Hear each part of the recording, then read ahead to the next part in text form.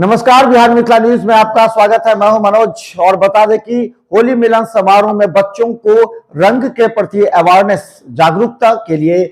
सीधा GD Goenka school में एक कार्यक्रम का आयोजन किया गया। जीडी गोइंका अपना स्थान और पहचान अब अभिभावकों एवं छात्रों के बीच छोड़ चुका है, जिससे धीरे धीरे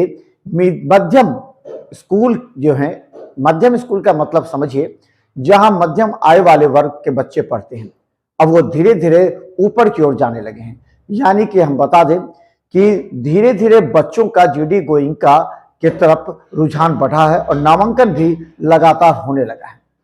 इससे परिस्थिति बदली है क्योंकि जीडी गोइंका में अलग अलग विचारधारा से जुड़े हुए बच्चों को उस गुणात्मक शिक्षा की ओर ले जाता है, जिसमें एक्स्ट्रा करिकुलम एक्टिविटीज के अलावा इस बार होली मिलन समारोह में हम बता दें कि रोशनी डिसूजा जो प्रिंसिपल हैं, उनके द्वारा बच्चों में रंग, कौन सा रंग ऐसा है जिससे शरीर और चेहरा खराब हो सकता है और कौन सा रंग का इस्तेमाल करना चाहिए, इन तमाम जानकारी देते हुए वहां रंगोली का आयोजन किया गया, जिसमें बड़ी संख्या में छात्र एवं अभिभावकों ने भाग लिया। पेश है जीडी गोइंका से एक रिपोर्ट।